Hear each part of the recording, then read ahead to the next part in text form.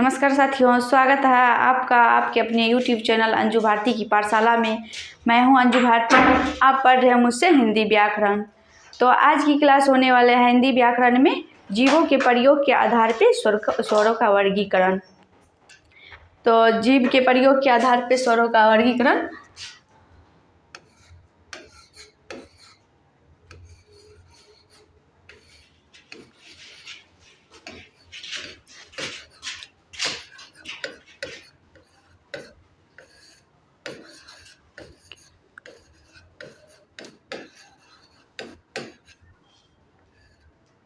आधार पर जीवों के आधार पर स्वर का वर्गीकरण।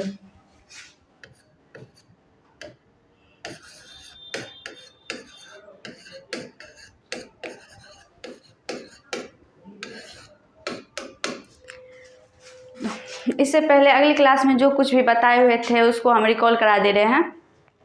पहले क्लास में बताए हुए थे उत्पत्ति के आधार पे स्वर का वर्गीकरण कितने प्रकार के होते हैं।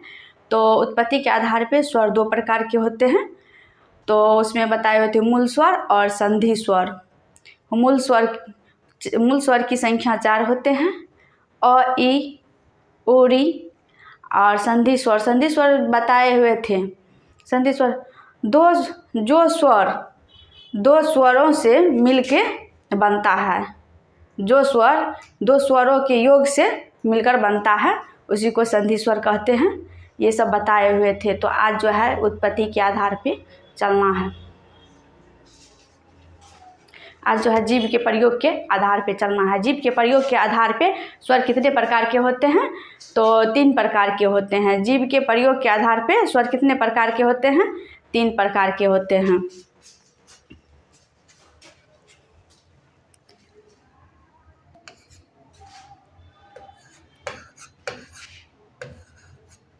जीव के प्रयोग के आधार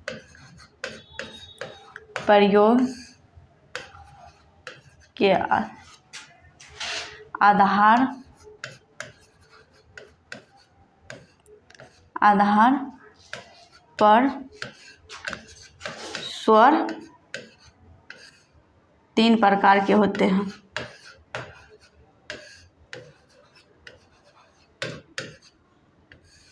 प्रकार के होते हैं।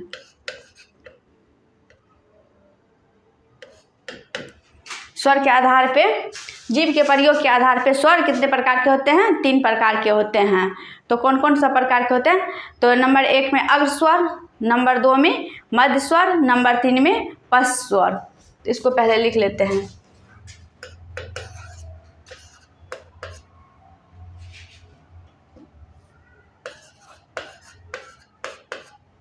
अग्र स्वर, नंबर 2 में मध्य स्वर, नंबर 3 में पश्च स्वर।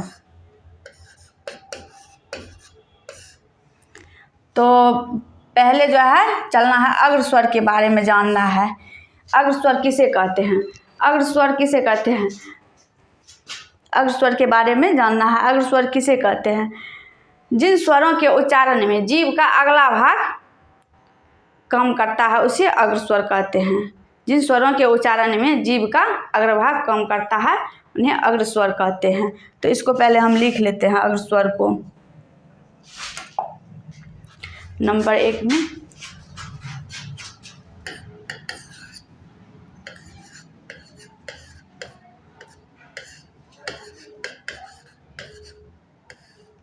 अग्र स्वर, जिन स्वरों के उच्चारण में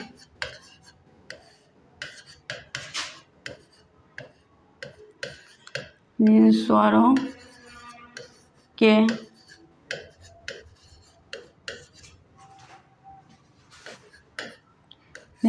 के उच्चारण में जीभ जीभ का अग्रभाग काम करता है।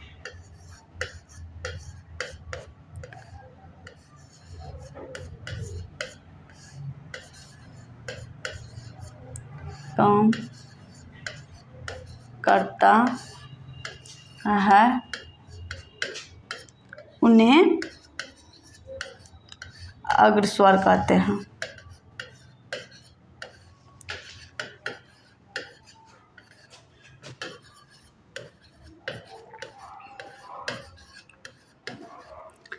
इसका एग्जाम्पल में अग्रभाग, जी का अग्रभाग कौन सब काम करता है उसको पहले देखते हैं।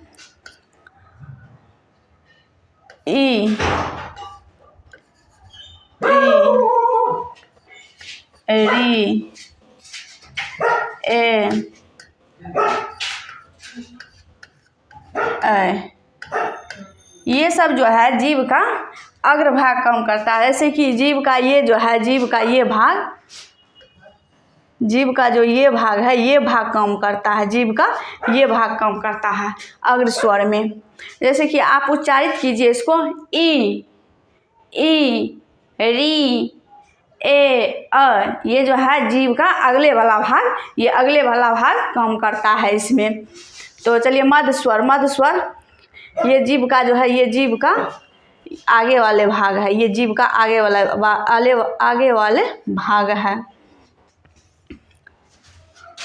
तो चलिए 2 नंबर में देखते हैं मध्य स्वर। मध्य स्वर, मध्य स्वर किसे कहते हैं? जिन स्वरों के उच्चारण में जीव का मध्य भाग काम करता है, यानी कि बिचला भाग काम करता है, उसी को हम मध्य स्वर कहते हैं। तो इसको पहले लिख लेते हैं। जिन स्वर के जिन स्वरों के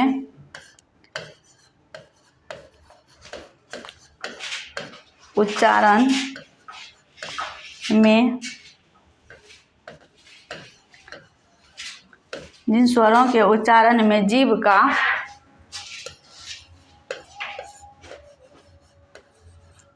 मध्य भाग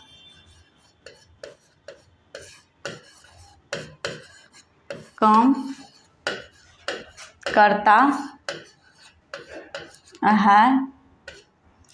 करता है, उन्हें मध्य स्वर कहते हैं।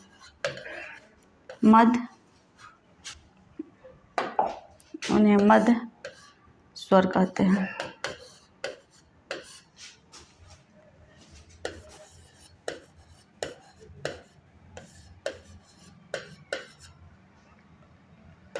इसका एग्जाम्पल में देखते हैं, कौन सा वर्ण जीभ का मध्य भाग काम करता है, इसको देखते हैं।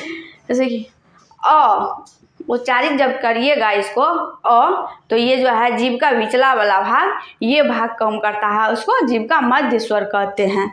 एग्जाम्पल में अ,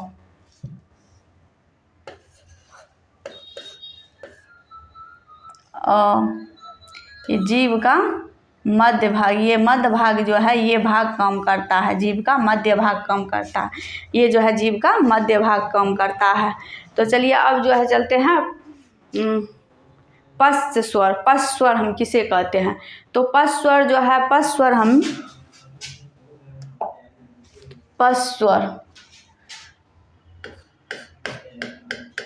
नंबर 3 में पश्च स्वर,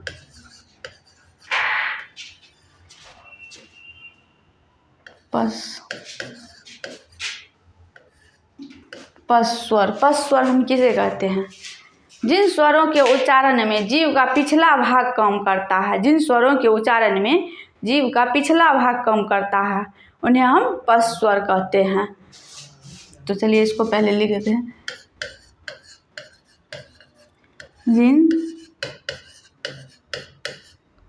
स्वरों के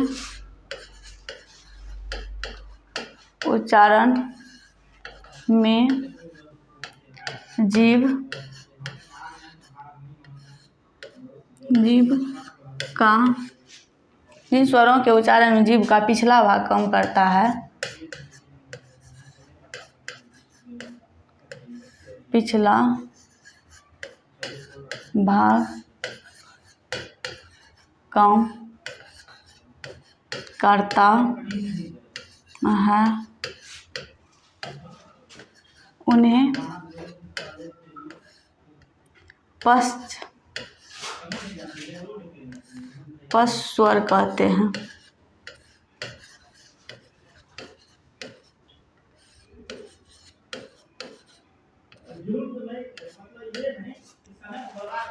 जैसे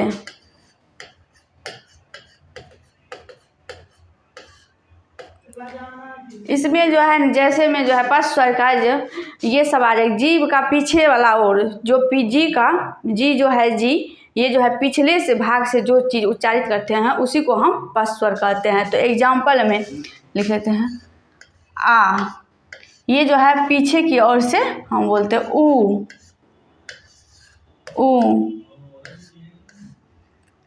औ,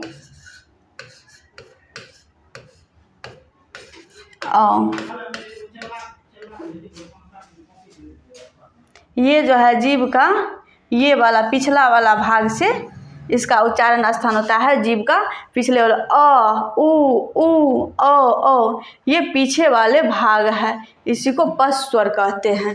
तो आज की क्लास यहाँ तक है और नेक्स्ट की और देखा जाएगा।